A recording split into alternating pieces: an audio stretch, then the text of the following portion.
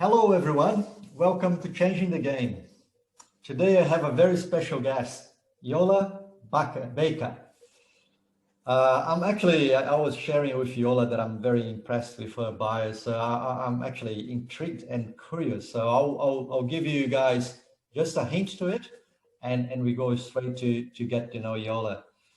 So Yola is a Makassar Moluccan woman. Her background is from Indonesia, come from the island, family or heritage come from the islands of Indonesia.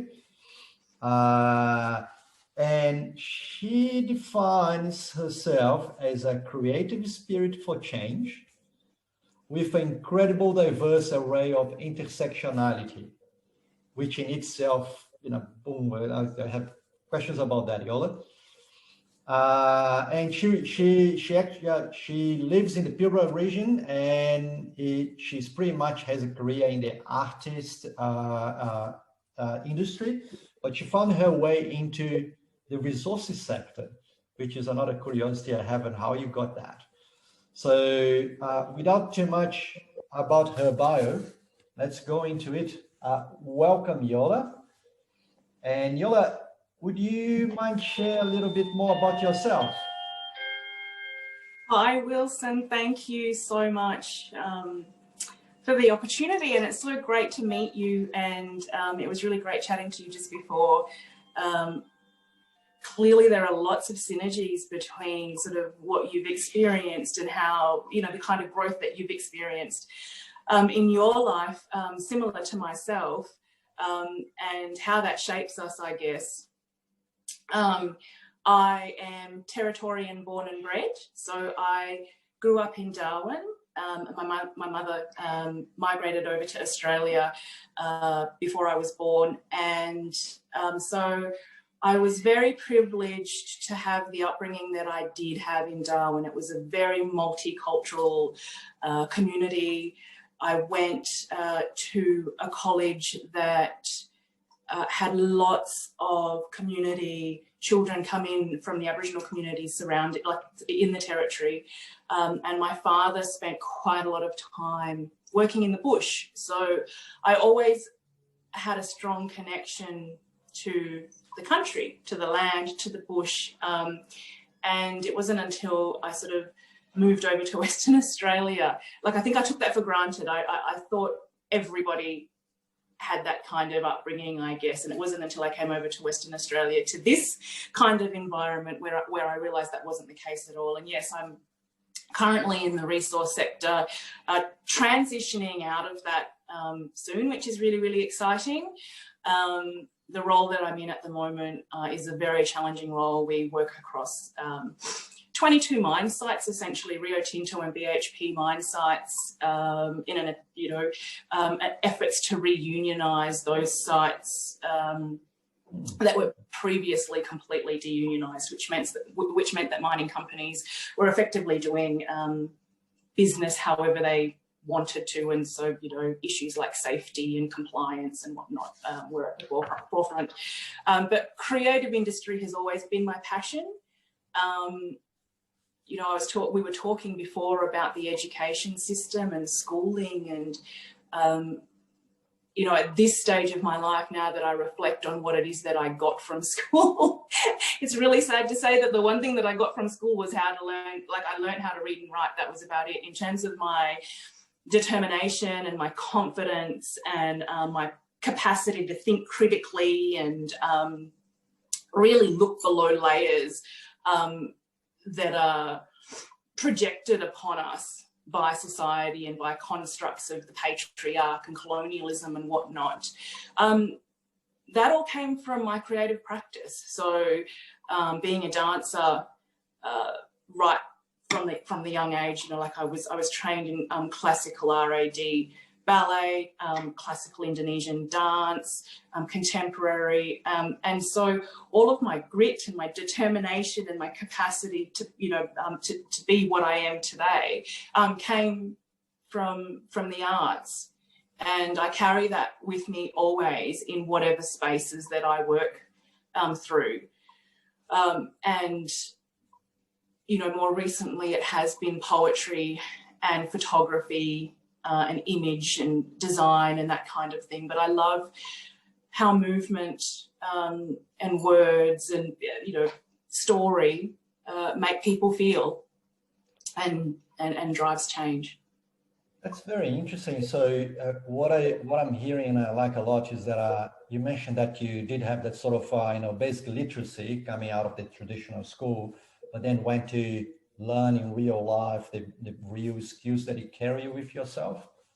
So there are quite a big movement in some more modern schools and try to create that environment where it's really not the classroom and the books that, you know, that bring the richness of your education. So that's I think you were in that sort of modern education before everybody else, I guess. So that's quite nice.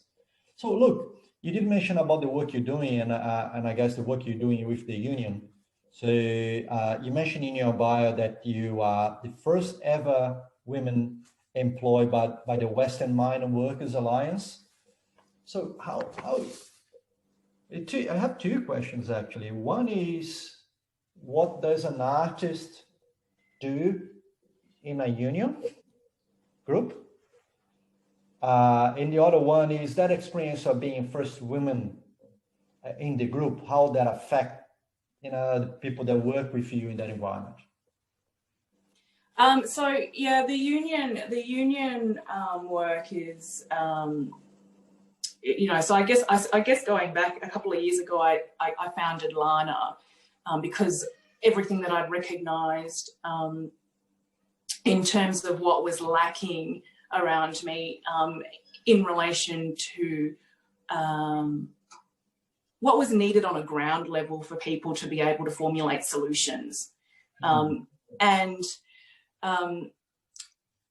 so then I recognised through that process that it was really important for diverse individuals to, you know, strategically place themselves in industries or in spaces where they wouldn't normally find themselves, because therein lies the problem at the moment. I think when you look at it, whether it's on a national scale or a global scale, is that so often we're siloed into working in fragments where, well, you belong in this industry and this is your expertise. So it's important to cross-pollinate. And obviously I would bring something very different into that space. And I guess that's, you know, like I do a lot of content creation and use story, I guess, to be able to dispel some of the myths even that come, you know, with how people perceive the union in and of itself and what it stands for, and that there are, you know, there are interests on both sides of the fence that are conducive to, you know, a common cause. And nice. Yeah, so that's What about those stories about being a first woman? It's working. So look, interestingly, one of the things, and this is, I guess, why I, you know, in that space when I had initial discussions with those, it was the fact that there are 40% of women on all mine sites now, and lots of sites are looking to heavily increase that and are actively doing so. So BHP, for example, are doing that quite well. And so it was important to have a woman that members were able to access. And it also, I think, just women bring a different perspective and a different energy. And it was time, I guess. And so very nice. It's challenging working in a male-dominated industry, but I would say as challenging, it's not any, like I haven't noticed it to be any different than working heavily with women who are not aware of how they've been conditioned through the patriarch and the construct, and so in fact still find themselves behaving and subscribing to a certain way of operating within that. It's equally as challenging. Sometimes men can actually be more open, shifting their perspectives. I wouldn't say that one's more challenging than the other. Interesting. So one of the things that you talk as well, Yola, is about that sort of your intersectionality, right? So that sort of so different identities that define you, and my take on it as well is that it's actually to feel comfortable with your own skin about those identities, to not to accept those norms in society that you have to conform with certain stereotypes, sort of thing. So, and I hope I'm not going too personal for you to share, but you did share with me the story about you talking with your girls about it, and how they feel, and when they go out there to the school and etc. So, what would you in conversations that you have with your own girls? So what is that message that you pass that if a young girl listen to us, they can connect to as well? I think a lot of the conversations that I have with my girls are around individual and institution, and and also giving them every opportunity to be exposed to the work that I do.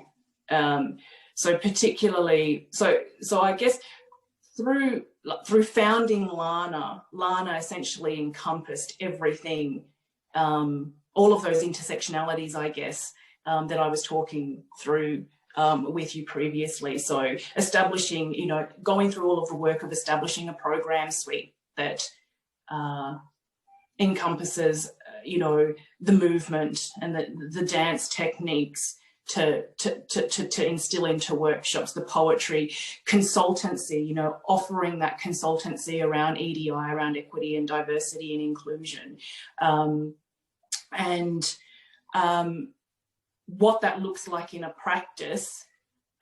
So them being able to bear witness to that, they can see how I am stepping away from essentially the game that's being dealt with me. I think one of the questions you asked me was, at what point did the game change for me? And I think, as you were saying, you work through it. The game for me has never changed. I think I've always played my own game. I've never been interested in playing the games dealt to me by others, because I recognize inherently that we've been, I think, cheated for so long from childhood, right? We, from such an early age, our curiosity is taken away from us.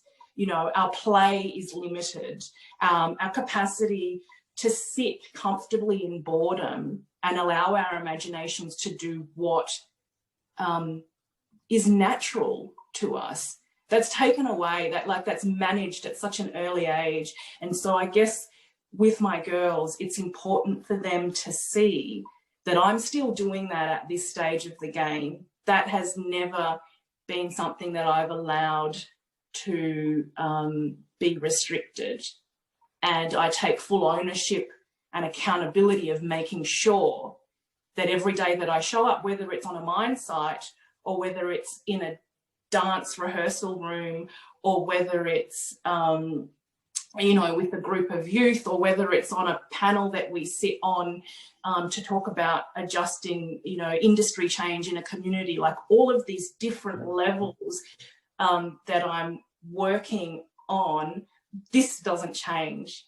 The curiosity, the creativity, the inclusive leadership, creating safe spaces for people to safely fail, and ask questions that are uncomfortable, and, having difficult conversations around privilege and how it is that we use our privilege to open up opportunity for others. I'm always looking over my shoulder, but it's never about because of who I'm in competition with. It's always because I'm worried about who is it that is being left behind. And so the platforms it is that I'm functioning on, how can I be opening doors for others that don't necessarily have the capacity, whether it's to articulate something or whether it's, yeah, and I think I also challenge individuals and institutions in those spaces to be doing the same.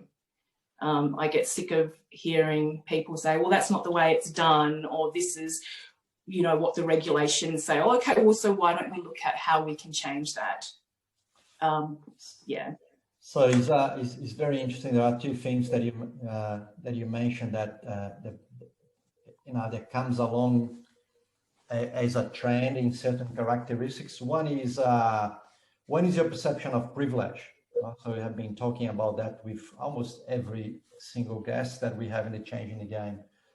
So it's very interesting because it is, despite the personal circumstances and adversities that each one of you guys had in your life. So it seems like that everybody that I have been talking with see adversities, even the adversities themselves, as privileges, as the opportunity to grow, as the opportunity to, you know, to raise resilience, the opportunity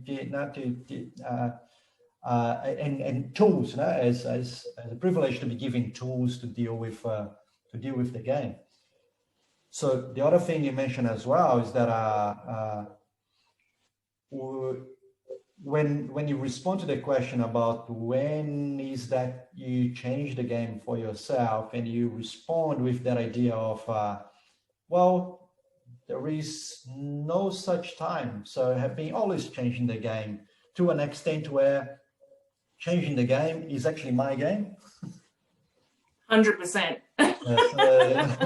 It doesn't pop up as something that I did different. It's what I always did.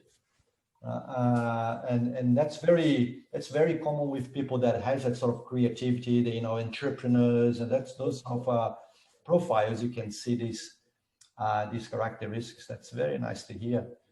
So Yola, you did mention about Lana. So Lana is a profit for purpose business that you founded.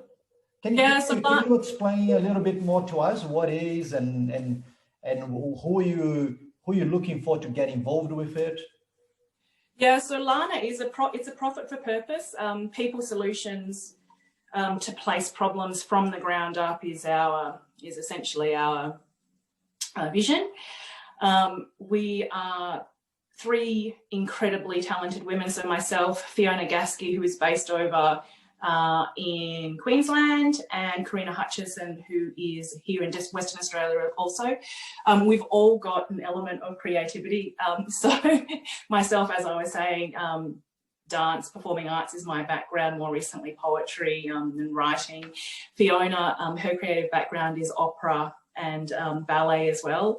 And she does some incredible things over in Queensland. And Karina is heavily involved in clinical arts therapy. So through the organisation, like, we've just got an incredible network of passionate, intelligent, driven women who all in and of themselves are changing the games in the spaces that they move through.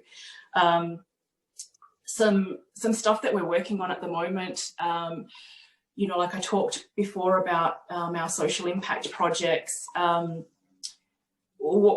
Like, we love social impact projects that look at structural adjustment of communities where there's massive industry changes. And I think in Australia, an example of that, for example, as we move to zero emissions, are our coal mining communities, you know, and how our coal mining communities will move through that adjustment, given that, you know, unemployment, obviously the loss of jobs is at the forefront. And I think it's more about a conversation, not about losing jobs, but about how we transition people into different types of work, and everybody forming a part of that solution. Another one that we're sort of we're working on is the Timor gas project, you know, as that's decommissioned, how it is that we support the community through that as well, as many challenges present themselves. So, yeah, I mean, COVID is one that has brought so much, I guess, to the surface in terms of where we place our focus. So we're doing a lot of consultancy around accessing Indonesian markets for, you know, COVID testing that's affordable, accurate, timely, and yeah, so forth. So lots of different bodies of work that we're moving on at the moment. Very exciting times, and we're kind of sitting in wait because we've got I think, you know, a couple of years at least before borders open, and the projects that were previously put on hold, we can pick those back up again. And I think it's given us all the opportunity to be able to sit in our uncomfortableness and contemplate more deeply, life, I guess, and how it is we place ourselves for the short amount of time that we've got, or that we're given. Yeah. That's fascinating. One thing that I noticed as well, that it didn't pop up yet in our conversation, but it looks like you had quite a diverse industry experience as well. You talk about you work with real estate before, you work with diplomat corps before, and then would you mind share that sort Totally. of so different experiences coming along? So I was a full-time dancer in Jakarta at the Jakarta Institute of Arts, and I was the fittest that I ever was, eating amazing food and dancing for 8 hours a day with amazing people, touring and doing amazing shows in wonderful, wonderful places. And I bumped into a friend, and so how I got into real estate investing was I bumped into a friend, and you know that sort of that kind of, you know, being a broke artist. Well, I was a broke artist on the side of the streets in Jakarta, and it was raining, and I was kind of thigh deep in flood water. And so I thought, I'll just sit this out. But a friend of mine who I didn't realise, so I was watching this BMW approach, and I thought, oh my gosh, how comfortable would it be to be sitting in a BMW rather than in, you know, this disgusting floodwater on the side of the road. And so I was watching as this BMW was slowly approaching, because he was trying to avoid the deepest part of the floodwater. And I was daydreaming and just looking at this luxury car, and the window came down, you know, like I'm in a city of 22 million people, and the window came down, and he screams out, he's like, Yola, what are you doing here? Wow. And it was a friend who I had known from here in Australia. And he was like, get in, you know, I'll take you home. So anyway, so we got in the car. It took us about 6 hours to get home. So we had a lot of time for conversation. And it was just one of those moments. I talked to him, and he was obviously doing very well for himself. And I asked him whether or not he got back to Australia very often. He said, yeah, I get back to Australia a bit because I've got investment properties there. And me being the broke artist that I was at that point in my life, I thought, right, that's it. If I want to continue to enjoy being creative and having control over who I work with and when, I'm going to create passive income for myself and become a property investor. So I literally, that's what I did. I came, I had some money saved up in my, you know, my bank accounts. And so it wasn't long after that, I think it was maybe 6 months after that, I traveled back to Australia and I built my first house. And then I subsequently built several more and started growing my, my property portfolio. I did that for a while, and it was lots of fun, and but yeah, it wasn't like for people, like it wasn't fulfilling on any level. Like it was, you know, made money, but it didn't. But essentially, it's sort of the premise that I still use with Lana, and that is that having the hard assets there to underpin the organisation, or underpin, you know, to cover our ongoing costs and whatnot, allow us to really be considered with the work that we do. So we don't want to be in a space where we're chasing work because we need the money. We want to be doing the work because it's the right thing to do, and we're working with people that are genuine about creating the change, whether it's within themselves or within their organisations or communities.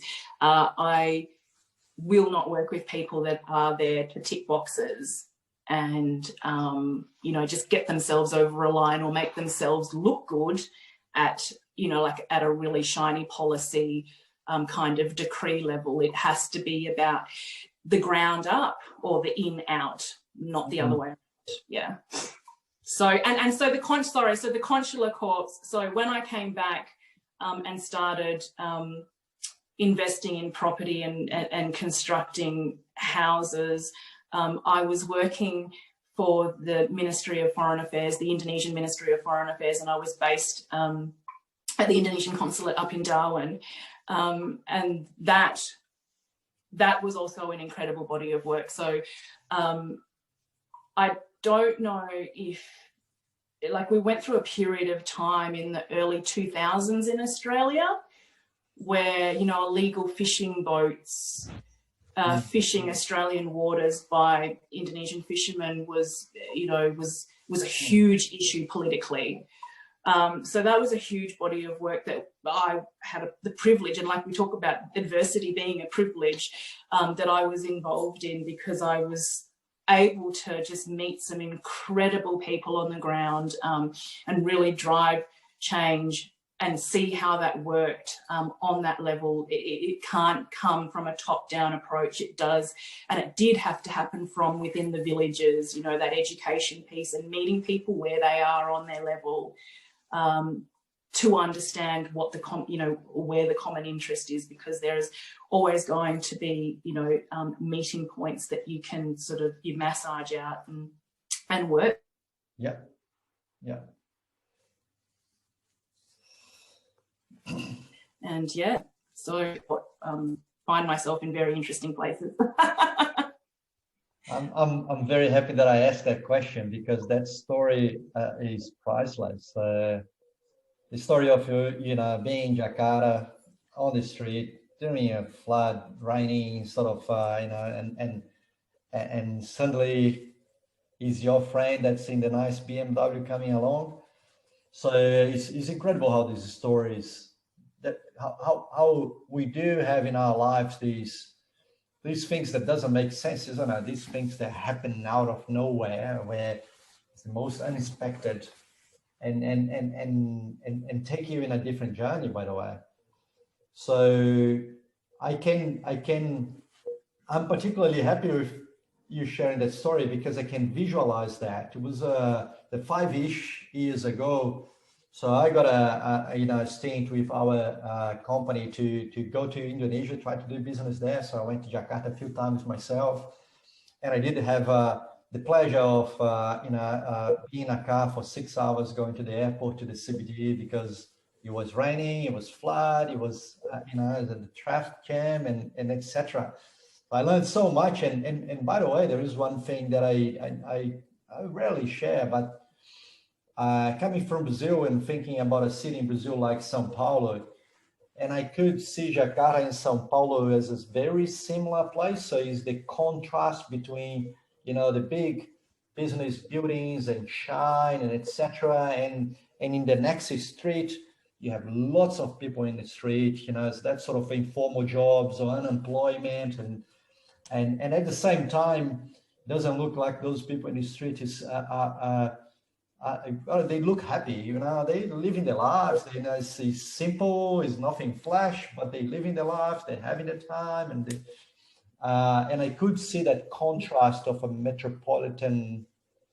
large metropolitan area in Jakarta. So I felt like I was in Brazil.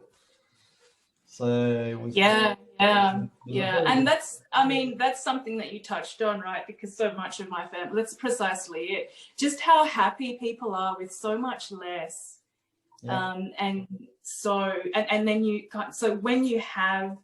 when you exist in essentially two separate worlds, you have that. again, a privilege. You have a level of insight, and you bring a level of insight to the table that on large people in mainstream Australia simply just don't have. And that was something, I think I mentioned, that was something that I certainly took for granted because of my upbringing. I left my schooling and sort of assumed that it was like that for many people, but it isn't the case. Yeah, I think that's why it was so important to be very strategic with the work that we would drive through Lana, and by placing ourselves in different spaces, and yeah. So the other thing in the share of your story as well is that you, in a very tacit way, so you pivoted and you identified an opportunity with potentially with the help of your friend that so that to build some financial independency and realize how that financial independency would be significant for you to have a level of freedom to be able to do what you wanted. So with a completely twist, with a completely different story, but that also is a pivot moment in my life when I perceived that the way to go about finance independence is not finding a job and studying and working hard and find the next job and etc., but the other way around, and being creative, being innovative, and thinking about assets and thinking about how you build that sort of make the money work for you instead of you working for the money. Yeah, totally. Oh yeah, totally. Being in that kind of finite mind frame, I think that's the thing as well, because going back to my children and schooling and institutions, like so often you see this sort of it's an infinite it's a finite approach, whereas it's important to kind of be in that infinite space, and that we're constantly growing. The moment that we stop growing, we've essentially died. But women, like entrepreneurship among women is certainly, I think, the highest that it's ever been, which is exciting. Like when having 3 girls. Leading by example. It is good that you perceive that, because and I try to get perception from other people as well. So we work in that sort of innovation ecosystem. So we do identify that having diversity in that environment is extremely fundamental, and having more women for sure. So so maybe a question I have for you is, we know that there are lots of people, particularly women, that's out there, and they do have an idea, and they do think that they have something that they could work with and make a business out of it, or make and be an entrepreneur. But the self-doubt and the uncertainties, that normally hold some of these people back. So I'm after your wisdom, Yola. So what would you say to someone that's still there, self-doubting and procrastinating to make to do the leap of faith? Oh, I'm so glad you asked that question, because this was something that I absolutely should talk about. So one of the exciting services that we offer through Lana is precisely that. So it's concept development.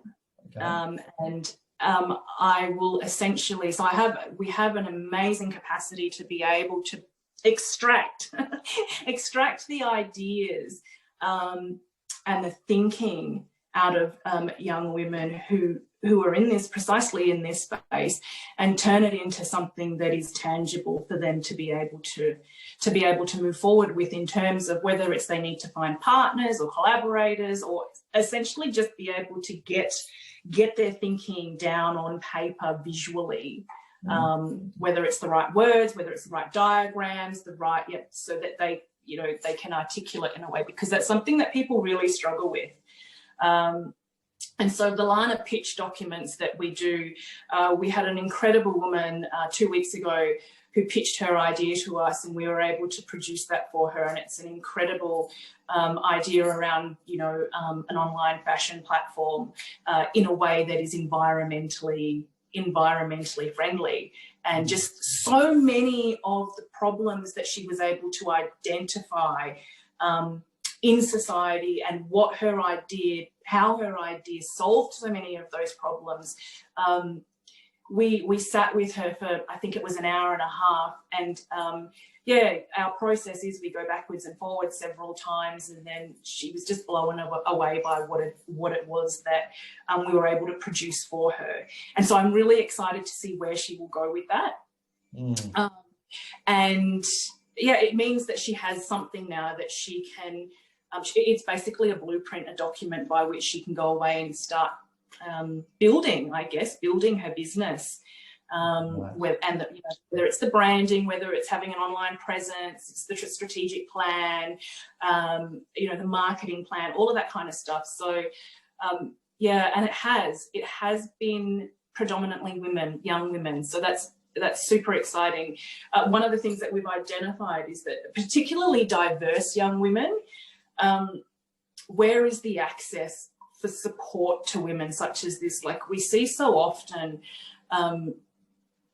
businesses on large scale, you know, they're able to secure support in so many ways, whether it's, you know, whether it's cash capital or human capital.